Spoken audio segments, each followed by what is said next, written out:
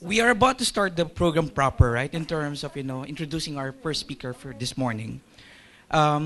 You have seen her, and probably some of you has attended some of the sessions she has done some years back. But let me start by saying that our speaker for this morning is a professional who specializes in post-disaster rehabilitation, reconstruction, and sustainable recovery projects. Our speaker has been practicing architecture and project management since she graduated in 2005 in Melbourne, Australia. She has led a broad spectrum of private sector and government projects before moving to the Philippines in 2014. And if memory recalls me, serves me right, I believe that was the same time where she conducted the post-disaster recovery session here in the Philippines. So it was confirmed, yes, that was the same year. And then she is currently working with the International Organization for Migration, or IOM, in the Philippines to support shelter and settlement program activities in communities affected by Typhoon Yolanda and Typhoon Ruby. Her specific responsibility and interest is in contributing technical support to plan, design, and build multi-purpose community evacuation center in the Visayan region of Eastern Samar. So friends, ladies and gentlemen, without further ado, let's all give a warm up applause to Miss Megan Genat. Thank you. Good morning. Thank you. I feel really blessed to be here and to be speaking amongst such knowledgeable and noteworthy speakers. I'm not an expert, but I am looking forward to sharing with you some personal stories from my experience working on community development projects.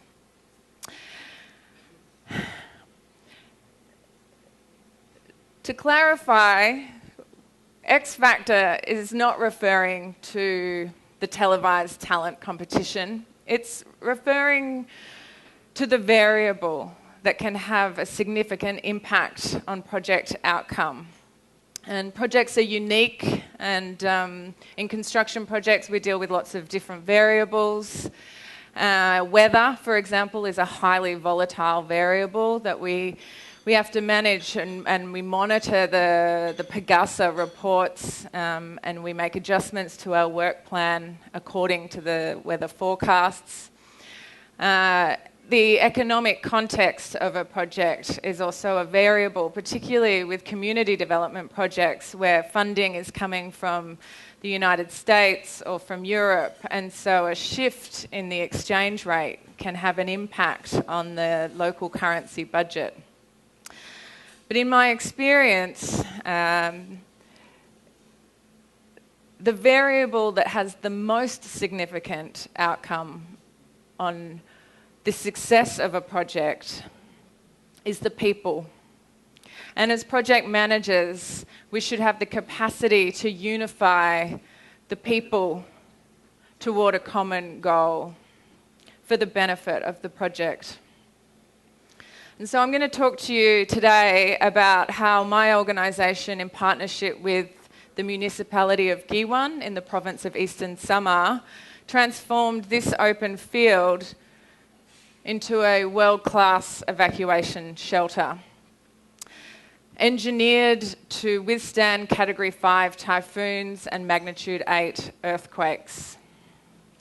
But before I take you on this journey, I'd like to share with you a little bit of my background. I'm an architect and a project manager, and I recently had to print new business cards, and I really deliberated over whether or not to have the designation of architect or project manager, and to be honest, a more apt description would be problem solver.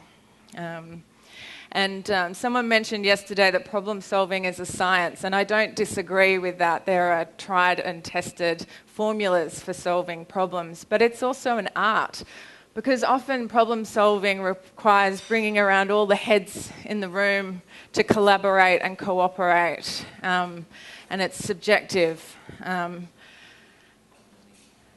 I started with a creative arts background, and that's important because it has influenced my project management style. I like to think creatively, and my design sensibilities have informed my project management strategies to collaborate and to work very closely with people, to evade and to solve problems, to ask questions at the right time of the right people. And I'm not afraid to do that, and I would encourage you all to ask questions as often as possible, and that's the most effective way to gather the information that you need, and that you can apply meaning then to that information. That becomes knowledge, and that allows you to do your tasks effectively. And so after 10 years working private sector for an architectural practice in Melbourne, I've more recently been working with the International Organisation for Migration. And the International Organisation for Migration is the lead migration agency. We're not an NGO, we're an intergovernment organisation. We're related with the United Nations. We have over 150 member states, including the Philippines. The Philippines became a member state in 1988. And it's by invitation of the government of the Philippines that IOM operates within this country. And we play a key role in humanitarian and emergency relief coordination. And the International Humanitarian Relief Coordination Mechanism is referred to as the cluster system. It's a sectorial approach, and those sectors include education and health and protection and logistics. IOM is the global cluster lead agency for camp coordination and camp management, which deals specifically with providing assistance and protection and services to internally displaced persons. And to clarify, when we talk about refugees, we refer to people that have been displaced across borders, and when we refer to IDPs, to internally displaced persons, we're referring to people that have been displaced within their country, and they may have been displaced due to conflict or to natural disaster. And so at a national level, there are national lead agencies for each sector, for each cluster, and IOM partners with the national lead agencies, including the Department for Social Welfare and Development and the Office of Civil Defence.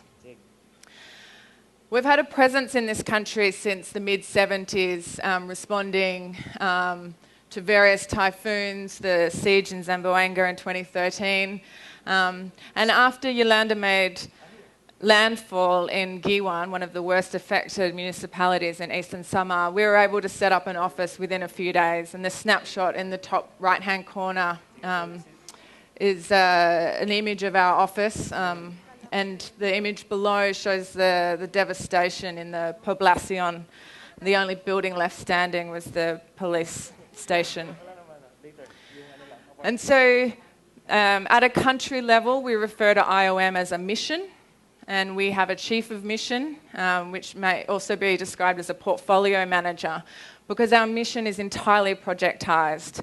So the chief of mission manages a portfolio of many programs, and then we have program managers that are managing various different project activities, including the distribution of emergency shelter, training for IDPs so they can build back safer and stronger, and the construction of temporary shelters. And on the pathway to recovery, it's really important that we have durable and more sustainable solutions dovetailing with the emergency response, and so that we can enhance disaster preparedness in affected communities. And so the project to plan, design, build and hand over an evacuation shelter in the municipality of Giwan sits within a much broader scope of works that includes public awareness of natural hazards and advocating for integrating disaster mitigation design features within public infrastructure projects. It's important that we don't just deliver a building, but that we also build the capacity of the local community. In 2014, IOM, in partnership with DSWD, surveyed all of the evacuation shelters and surveyed the damage to the evacuation shelters in Region 8. And so the orange part of the map indicates Region 8. And the results of that survey were that only 8% of the evacuation shelters were usable. And that formed the basis for a program to enhance the evacuation network in the most vulnerable province of Region 8, which is the province of Eastern Samar, which faces the Pacific Ocean. And IOM, in partnership with the municipality of Giwan, delivered the pilot building in April of this year. We're currently at vendor bidding for a second building in the city of Borongan, and we're lobbying for additional funding to support a third building in the municipality of Lorente.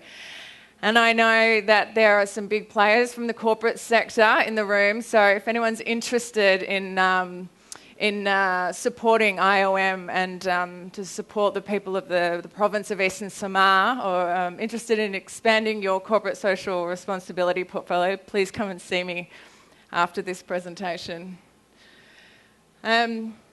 So based on IOM's experience in multiple disaster response, we developed a design brief or a design scope, and it was really important that we had an aerodynamic shape that would mitigate the impact of strong winds, that we would have a symmetrical floor plan to mitigate the impact of seismic activity.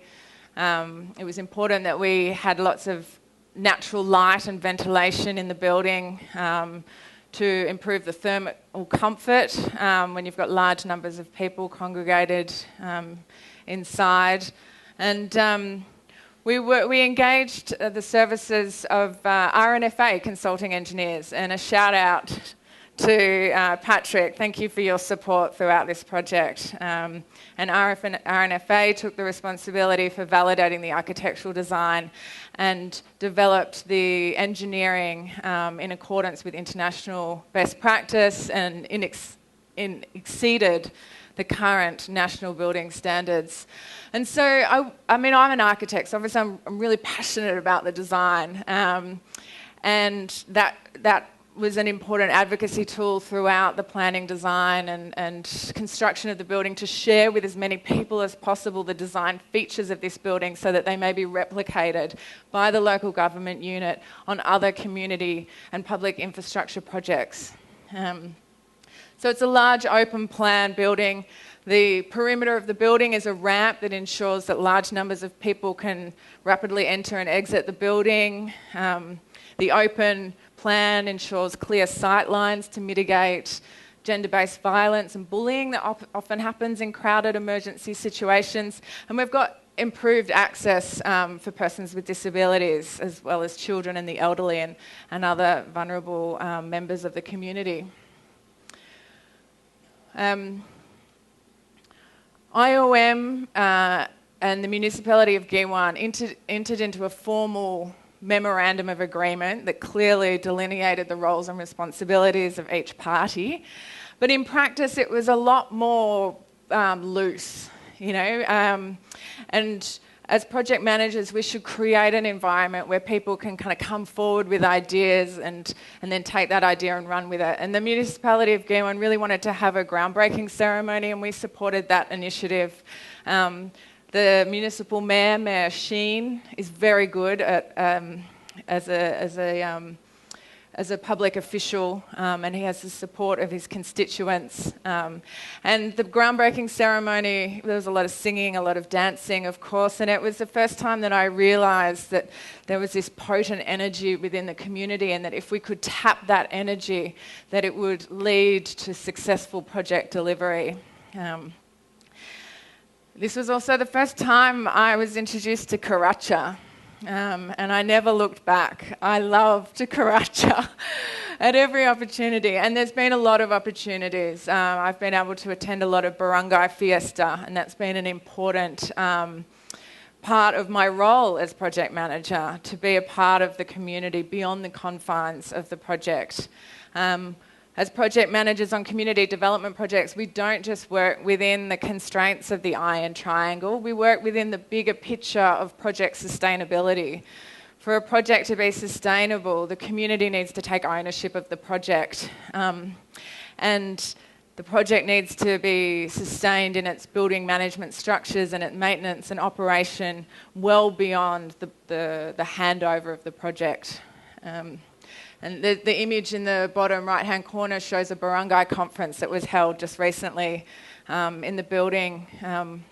And then above, the local schools have been using the building for sports and recreational activities. So it's great to see this building is being used and that there has been some very positive results from being able to mobilise the community resources during the implementation of the project.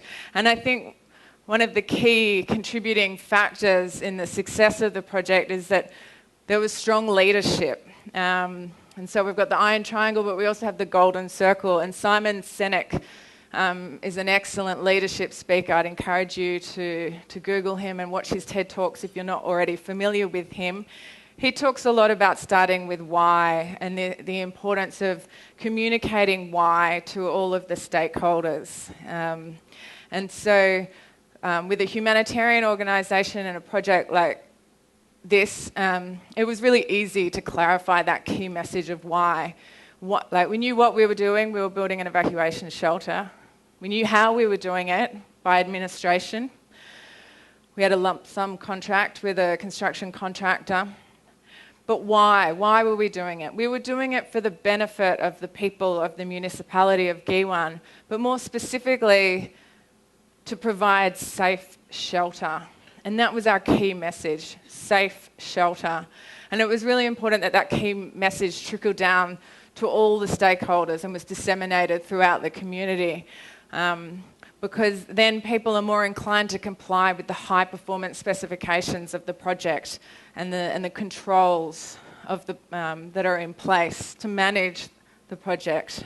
People understand why you're being particular about the ratio of aggregate to cement to water in the concrete mix if they understand that to get the mix wrong would compromise the structural integrity of the building and then compromise the safety of the lives of the people of the municipality of Giwan. So following a traditional path of plan, design, construction and then handover and engaging with our stakeholders along that path. But in community development projects, we don't use the term stakeholder very often. It's too impersonal. We talk about our donors. They may also be referred to as a client or a project sponsor. If we were producing films, they would be referred to as an executive producer. They provide the money and they also put their name to the project, which can be really important when you have a highly reputable donor. In this case, we had UNICEF as the donor partner. IOM were the implementing partners, but we relied on the community to be able to implement the project effectively. And whilst donor engagement sort of tapers off towards the end of a project, the inverse is true of community engagement. It's really difficult to get the momentum of community engagement at the project initiation phases. And I like to use the analogy of a circus performer with the spinning plates. And you have to really work hard to get those plates spinning. But then eventually they start spinning of their own accord, and by momentum, it generates the momentum of the community to get involved and to take this project to places you never imagined it would be taken to. That there's this limitless bounds for community engagement, and that the most wonderful things can result of the community taking ownership of the project. The X factor, the people, the relationships with these people, and that in community projects, these relationships are a key and most significant variable in the outcome of the project. Oh, hang on. Yep. Okay. I think I had one meeting in a typical meeting room, and it wasn't very effective. It wasn't an effective strategy to have a formal meeting in the confines of a meeting room. I didn't get a lot of feedback. One of the expats mentioned yesterday that it's difficult sometimes to get feedback from the project team. I found it was a lot more effective to do business at the Barongo Fiesta. These were the opportunities where people could approach me, could learn more about me, get to know me, trust me, see that I had capability and intent to be a part of the community for the benefit of the community, to deliver this evacuation shelter project. And it also meant that I was often in the right place at the right time, so that people could come up and speak to me about a situation that they may not have been comfortable speaking to me about within a meeting room environment. And so in the strictest definition, the project team was myself as project architect and project engineer. But in the loosest definition of the term, project team was the community at large. And the local government unit established a technical working group, and we had heads of department. Particularly active were our Municipal Social Welfare Development Officer and our Municipal Disaster Risk Reduction and Management Officer. But we also had representatives from the business community, representatives from the Sanguineering Bayan, representatives from the Office of the Mayor, of course. And it was a very productive mechanism for improving the transparency and accountability of the project deliverables. And IOM attended the LGU Technical Working Group meetings, and so did the contractor. So that was also a good mechanism for the contractor to take responsibility and to understand that they were not just delivering the project for IOM, but delivering the project for the community. We also had a lot of volunteers from the local community, and that's one of the benefits of working in the built environment is people see the building take shape and they want to get involved. And that's a terrific measure of project success when people want to be associated with your project. They want to say, hey, I contributed to that.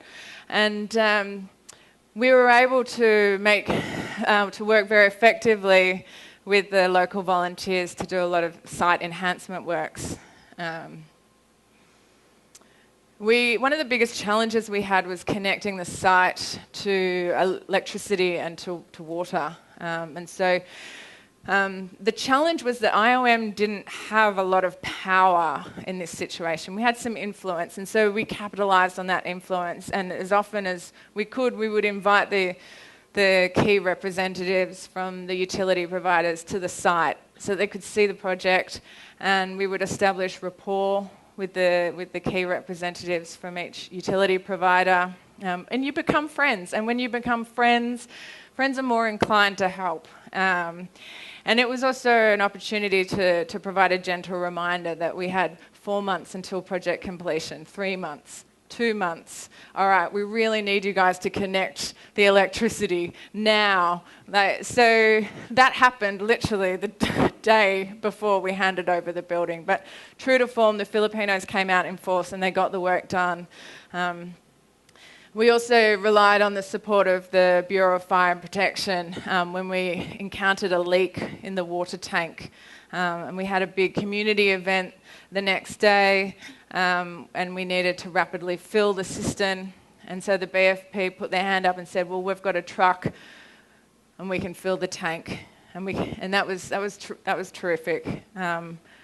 When you can share the problems of the project with the community at large, and you don't need to ask, but there's volunteer to help.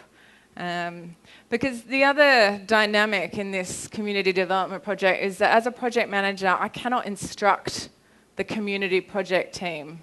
I have no authority. They don't report to me. They're not being paid as project staff. And so we really rely on establishing a strong social network, not just so that people become friends and are inclined to help, but so that we can gather as much information as possible. And that's a key to evading and solving problems, is to be able to gather as much information so that we can use that information and we can apply it meaningfully to evade and solve problems. But information comes from people. particularly on a construction project, a community construction project in a rural province of Eastern Samar. On site, we had a little cottage, and so this was where most of our meetings happened. And one of the challenges that we had in generating that initial momentum and the support from the community was getting people to come to some project coordination meetings on site. But that was an easy fix. We provided some snacks and we provided transport, and that encouraged people to start attending these meetings. And so whilst people were reluctant at first and we had to rely on very practical solutions to coax people into attending these really early project coordination meetings, towards the end of the project, it's like the spinning tops had gained momentum, and people were coming on site any day, at any time, and there wasn't a project coordination meeting planned. People just wanted to be on site. They wanted to see what was happening and to be a part of that and to provide their input.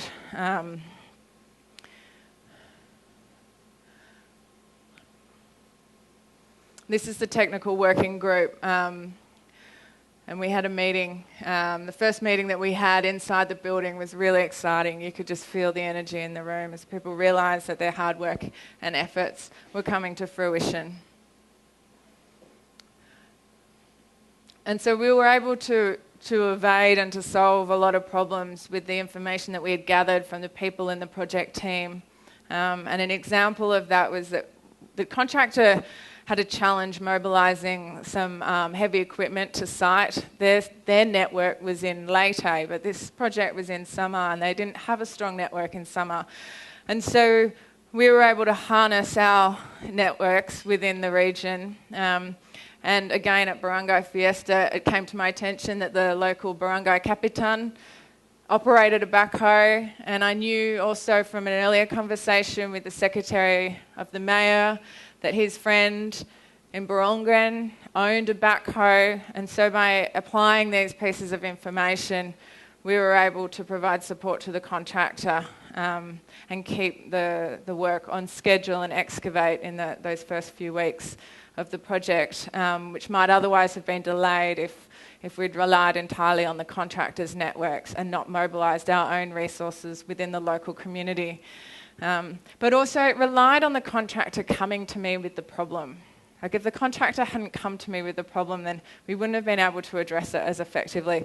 And there are lots of instances when people come to me and tell me about a problem 3-4 weeks after the problem's occurred, and I think, if only you had told me about this at the time that the problem occurred, we would be able to address it more effectively. We would be able to address it without cost variation or delays to the construction.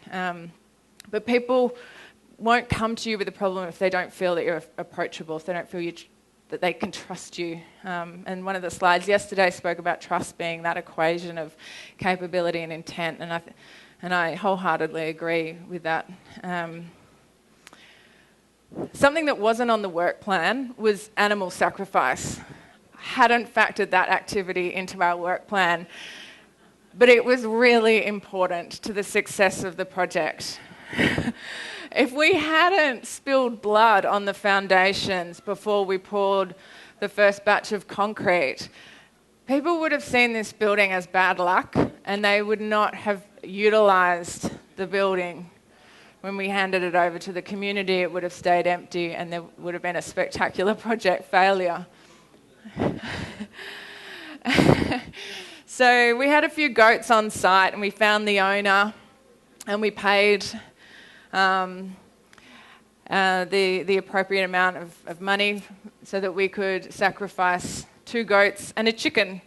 And so the interesting thing is that I'm pretty open book, and so a lot of the labourers already knew that I was vegetarian. So they were really nervous about coming to me with this because they didn't think that I would embrace this nuance of Giwananon culture. And so it was actually through an intermediary, my driver, who was a lot more comfortable approaching me, that I learnt why the labourers were so nervous, and there was sort of these couldn't understand why we weren't starting the first pour, and then I realised that it was because it was so important to the labourers on site and to the community in Giwan that we sacrifice an animal and spill blood, and that was an incredible experience for me. I'll never forget that. And information comes from the most unlikely sources. So you need to build rapport not just with the lead man or the site engineers, but with the labourers, because they're the ones that have a lot of the information that you really need to get your hands on. And some of the most important information that I was able to get my hands on actually came from the cook. So the cook is on site 24/7. He sleeps in a bunkhouse on site. I'm not on site 24/7. So there's things that I miss. And one of the things that I missed was that the contractor had started supplying aggregate from an alternative supplier that had not been approved by IOM. And the cook was able to get in my ear at a good opportunity when the two of us were chatting, and informed me that the contractor was using an alternative supplier. And then on the basis of that information, we did a random materials test on site, and we realised that the aggregate did not meet with the high performance specification. And so we were able to act accordingly and instruct the contractor to start manually grading the aggregate on site. And so that was a critical piece of information that came from the most unlikely source, the cook. He's not a technical person, and yet because we'd been so effective at spreading this message and advocating for safety and for high quality in materials and high quality in workmanship, he even understood that message. And he knew that I would want to know that the contractors were using an alternative supplier. And generally, availability to materials and equipment was very challenging throughout this project, and all of the concrete was hand poured with 2 concrete bagger mixers. And so the role of project management also kind of really was expanded to construction management as well. We had to really monitor the work on site. And again, the best and most effective tool was to advocate for the high quality standards and to advocate the compliance with the specification, and that these labourers, by following these high performance specifications, were saving lives, because this building needs to save lives, and if they compromise on the concrete mix, then they're compromising the structural integrity of the building, and then they're compromising the lives of the people in Giwan. So it comes back to this idea of why, and this key message of safety, and the importance of establishing strong interpersonal relationships with the people that are on site and with project partners, so that people feel that they can make a meaningful contribution to this project. All of our equipment was hand tools, and often we didn't have the tools that we needed, so we had to get creative. And there were a lot of bits of PVC pipe with nails that were sort of fashioned into various other kind of equipment items. And the base building was augmented with a lot of site enhancement works. And I mentioned earlier, one of the measures of success on a community development project is when everyone wants to put their name to it. And DE&R stepped forward and donated some mahogany plants that we planted along the rear boundary of the site. And then the Department of Agriculture said, well, we want to donate too. So they donated some citronella plants, and we had local community leaders planting and building retaining walls, and also some pedestrian-friendly access pathways. And we were able to also supplement the volunteer work with skilled labour supported by DSWD's Cash for Work scheme. And so the project management was as much construction management as it was project management. So it was difficult, to say the least. With UNICEF as a donor, we knew it was important to have lots of child-friendly spaces, but at this stage we'd run out of money. We didn't have any more money to put towards installing playgrounds, and yet we were able to deliver on a children's playground by mobilising the resources of the local business community, donated materials, and through the mechanism of Bayanihan, which in Warawara we refer to as Pintakasi, we were able to tap the community spirit, and led by existing community leaders like the PMP and BFP, and we installed a children's playground. And we also partnered with a local NGO that facilitated the painting of a mural on the inside of the building, and that was done by local elementary school students. And it was really effective because then parents would come to see the work, and then parents would tell other members of the school community about the work, and more people learnt about the project. And so we started with an open field, and I've shared with you some personal stories of my experience working as an architect, working as a project manager, working as a construction manager, many hats, and so a problem solver. In all of those disciplines, it's about solving problems. And in my experience, the most effective way to solve problems is to work with the people and to harness the strengths of those people, and to gather as much information as possible by asking questions of the most unlikely sources. It was a 9-month construction period, but the project duration was about 18 months because we had design, research, development, construction, and now we're in a stage of handover. We're doing post-occupancy review, and we're producing a lessons learned document so that we can use those lessons to improve the next project in the city of Borongan. So in September, the scaffolding went up, September 2015, and the building started to take shape. And you can see the 2-bagger mixers in the foreground, which we used to pour all of the concrete. And there is a lot of concrete in this building.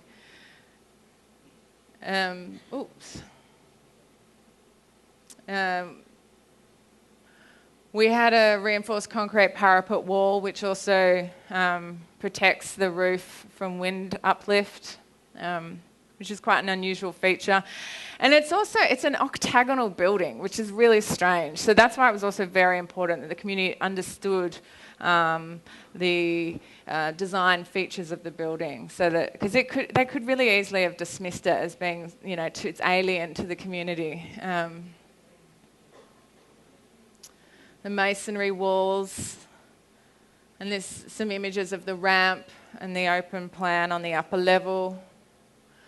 The paint and render finish and paint. And we even consulted with the community on the paint finishes. So really early on during the planning phases, the community were able to contribute to the planning decisions in terms of the functionality of the building, and the Office of the Mayor suggested that the building also function as a command post, and so we installed additional general power outlets.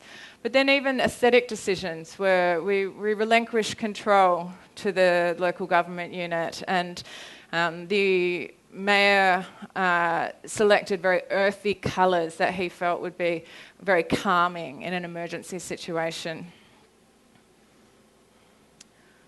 So it looks like a building. And we had a a building handover ceremony to celebrate the completion of the project. And we had over 300 members of the community invited to attend the groundbreaking ceremony, but we had several hundred others just hanging about. and visiting the building over the course of that week because they knew something exciting was happening and they were looking forward to using the building for community functions, particularly civil society organisations. And this is an image of the ramps complete with handrail and decorative hollow block that was custom fabricated for this project.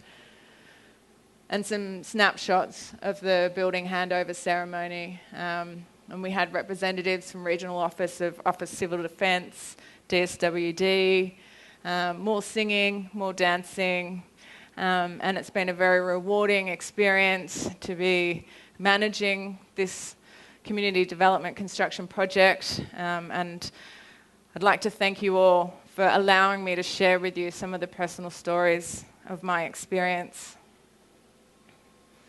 So if you're interested in other activities, programs, projects, please visit the IOM website or approach me after the presentation with any questions that you may not feel comfortable asking in this forum now. But thank you, and we can move to like a Q&A. Yeah, everyone, please, a round of applause, please, for Megan. Thanks.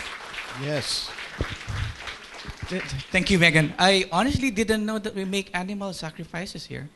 Well, not in Manila. Okay. And actually, can I just touch on that just quickly? So obviously I'm a foreigner. I'm an Australian working in the Philippines. But it's not just as obvious as nationality. Being a foreigner has a much finer grain, especially on community development projects. So my colleague, our project engineer, was from Bicol. And so he was also a foreigner in the community of Giwan. And so whilst he's Filipino, he was not always discerning of the nuances of Giwanano culture. And so, yeah, it's important that it's not just about nationality, it's like at a finer grain, at a community level, you really need to understand the nuances of that community, which across the Philippines, each community is different, has different language, different customs. And in Giwan, the animal sacrifice was an important custom. Yeah. Thank you. Well, on a serious note, right, it's really disheartening, that we're frequented by typhoons and, other natural calamities in the country, right? But at the same time, it's heartwarming to know that there's organizations like IOM who helps, when needed. So I guess with that said... Bono, I just want to add something about the animal sacrifice. I believe you said it was a goat, so I think... Two goats. Two goats, but at least I think it's kambing here, right? Yes. So from what I remember, kambings make very good caldereta. Yes. So hopefully it was cooked, and you got to... I know you're vegetarian, so at least it was cooked to feed the people it was as cooked. well. Yes, definitely. Okay, yes. all yeah. right. It was. We had a stew that evening. All I right. didn't eat it, but yeah. Sure. All right. Okay. Yeah. Okay, so we open the floor now for questions. Thanks. And I will be in the middle for those of you that want to ask questions as well.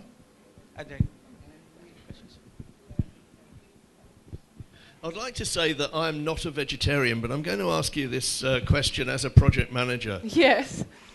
Based on some experience, I once led a project in Iran, which was a response to the BAM earthquake. And there was a special day, and a goat was sacrificed. And that was all a bit messy, but the stew was quite nice, and I'm not a vegetarian. However, I found the next day that another custom was that the senior person on site had to eat the head of the goat. Now, I'm not sure whether my response to this, of seeing this boiled goat's head on my breakfast table, was the right one to do, but what would you have done in that situation? I think if you're I think you have to be genuine and you have to be honest, and so you understand the limits, your personal limits of what you're prepared to do. And if you're being asked to do something that goes beyond the limits of what you're prepared to do, then I think you just need to be honest and share your discomfort, and and that people respect that. If you are genuinely discomforted by the idea of eating the goat's head, then I think you can communicate that and be honest and open. Yeah. I don't think you have to be bullied into doing that. Yeah. Okay, we have a question here as well. Just another comment. I was in Vietnam on a project and had to have some monkey brains. Actually, it was very good after I closed my eyes. Yeah. I also had a problem in Nepal. Our car broke down, and before the driver would fix it, he had to get a chicken, cut it, and they called it a pooge. He just scattered blood all over the hood before he would fix the car. So different places, different strokes, different folks. Yes. But go along with it, it works. Yeah. Hi, Megan. Hello. I'm Jonathan from DCI. I'm an architect as well and a project manager. But in our company, we are also called people managers. People managers. Yeah, we're called people managers because we manage people, right? Yes. Yeah. I'm just curious. You mentioned about lessons learned. We've worked with a lot of external stakeholders, also internal. I'm just curious about working with LGUs, local government, in the community itself. What was the impact in your project working with the government? I'm pretty sure it's kind of difficult and challenging. And what are the lessons learned there? Because it's quite different with the private sector. Like for us, and also I just like to share. We call it padugo, the blood for we call it padugo, but we also do it in Manila. Oh. In most of our high-rise projects, we still do it. Yeah, I did hear for a friend of mine that worked in construction on Soler Resort that they also. That's our project, yeah. Soler. Yeah, that's one of our projects. Yeah, okay. So we still do it. And that's about it. Working with the local government unit is very challenging. But in this project, we were not just working with the government, we were partnered with the government. So it was a very rich partnership. One of the biggest challenges was actually practical, and I mentioned earlier about the difficulty of getting people to meetings. But yeah, you will set an appointment for 2:00, and you might get people arriving at 3:30 or 4. And then they can't stay for very long. And so they were very practical challenges. And so being able to live in and be a part of the community beyond the sort of confines of the project and your traditional working day, that's when I was able to more effectively work in partnership with the government. And like I found that email was not an effective communication tool. I think of the hundreds of emails that I sent to the local government unit, I maybe got 1 or 2 replies. But I still needed to do it because a part of our role as project managers is to cover our ass, to manage our risks. And so I needed to have as discussed today, da-da-da-da-da. And so I would put it in writing and I would send it. But a more effective communication tool was actually Facebook. So I became Facebook friends with a lot of the councillors and the mayor. And so if I needed to get an answer on something quickly, we would use Facebook Messenger. So you have to sort of think like there is no box and be a little bit creative. So a lot of the tools that I was able to apply effectively in private sector were not effective project management strategies on this community development project. And just be prepared to kind of to think a little bit creatively and I think also working with a humanitarian organisation, maybe we're able to operate in a slightly different modus operandi. Yeah.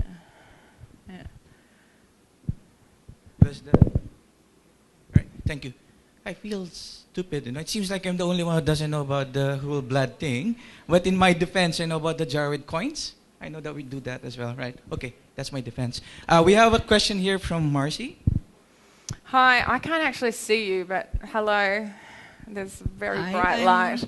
Yeah, I'm Marcy Supsup from Gridlines. We're also doing project management. You mentioned about the high performance of, I think you're referring to the quality of materials. In your future projects, as part of our community services, maybe we can help you on the QA/QC. Thank you. Sorry, what was that last comment? Just the last part of This is a quality control. We also, part of our services is about design management. So you'll be protected on your fear or concerns on the safety of your building. And materials used, we can maybe support you on the procedure, on the QA/QC, quality thanks. control. Well, we can speak after. That'd be great. Thanks. You mentioned about being a problem solver. Yes. So my assumption is that some of your risks have materialized, so you have to mitigate most of those risks. What's your takeaway on it? I mean, what was your lessons learned so that for your next projects to minimize most of this risk becoming really an issue? It's a really good point that you make, and I know I open myself up to that criticism by embracing this role of problem solver. It's really about evading the problems, ideally, but if you have problems, then you need to address them with solutions.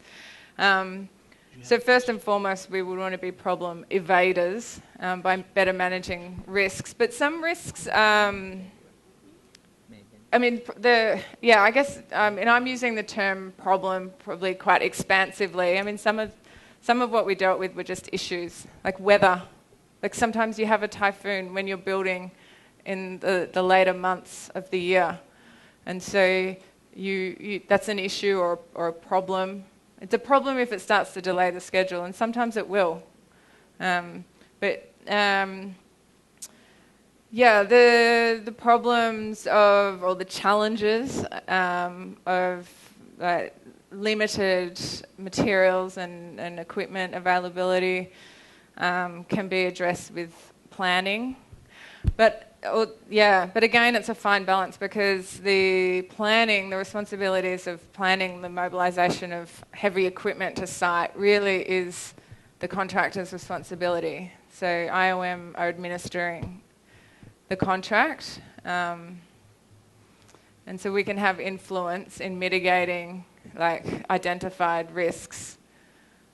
But if the contract, and one effective way of doing that is to get the contractor to submit their purchase orders well in advance of field level requirements, so that you can see that in fact the materials that you know will take 2 months to come from Manila have been ordered in the first few weeks of the project. So there are the traditional project management tools that we apply, and that we did apply during the management of this project, but I didn't focus so much on those. I wanted to focus more on how effective the social component can be to evading and solving some of the challenges of working in a rural community. Hello, good morning. Do you believe that the past event, although unfortunate, contributed to the success of the project? Pardon? Do you believe that the past event, although unfortunate, contributed to the success of the project? It's like using the past event and employing the soft side of the project management to make the project successful. Yeah. So what are you referring to when you say the past event?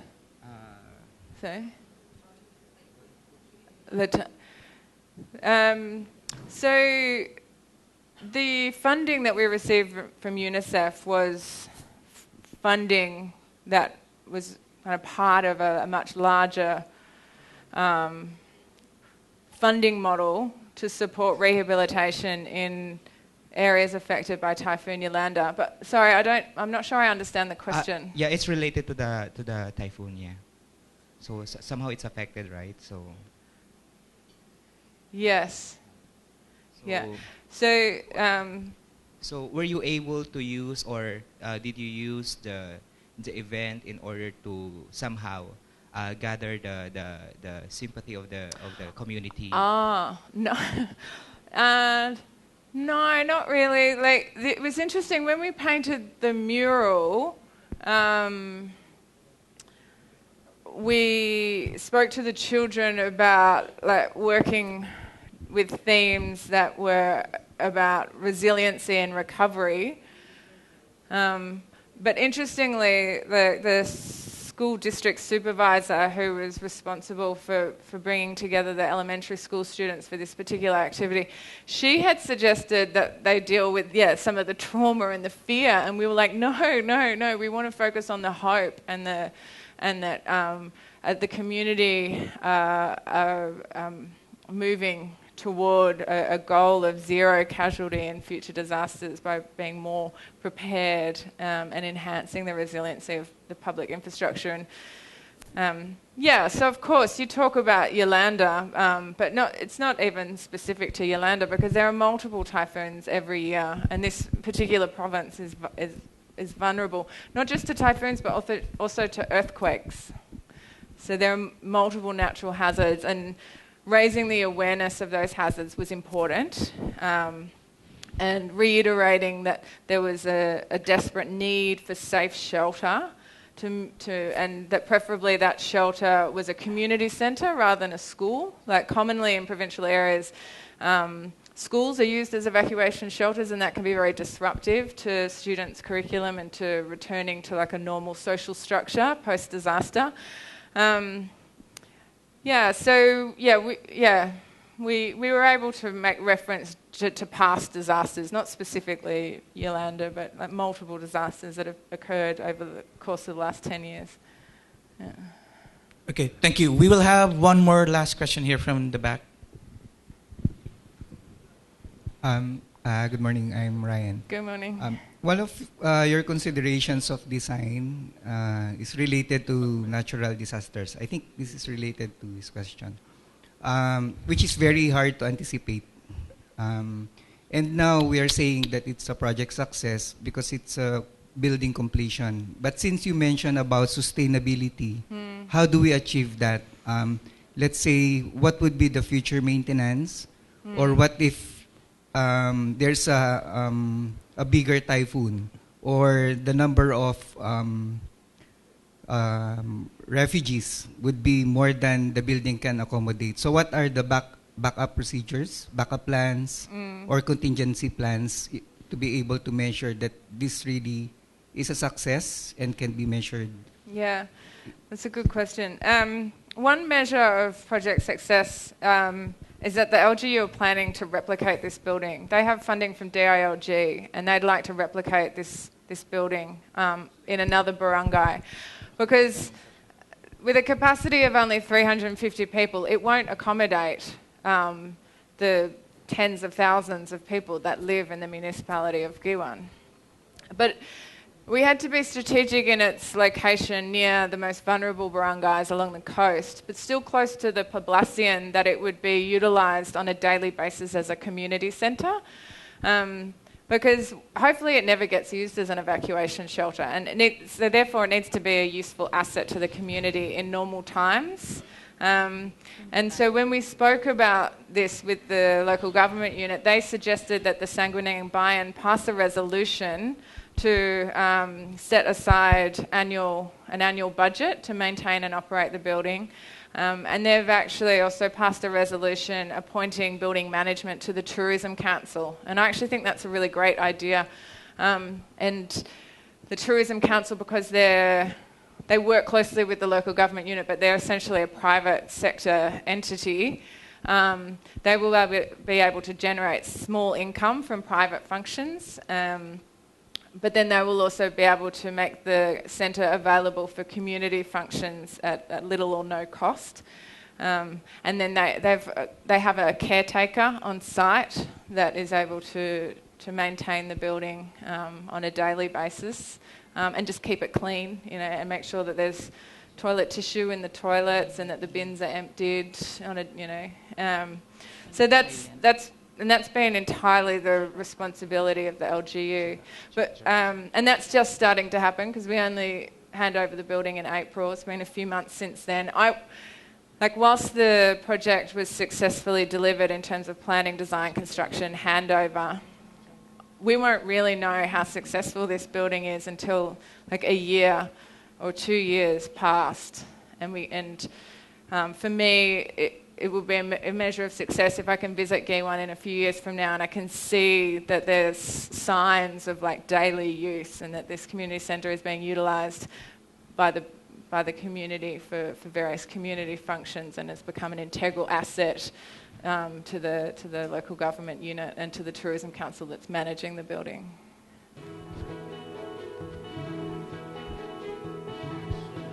Does it? Wow. Thank you. Megan, thank you very much for sharing with us this, I would say, very successful project. Yes. And good luck to us on the second one. Yes. Okay. Megan, please receive our thank you. token of gratitude. Thank you very much, Patrick. Thank you. Thanks.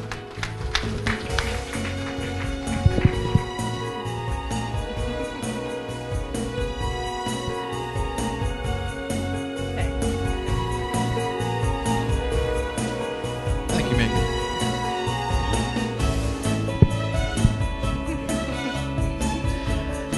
Thank you. Okay.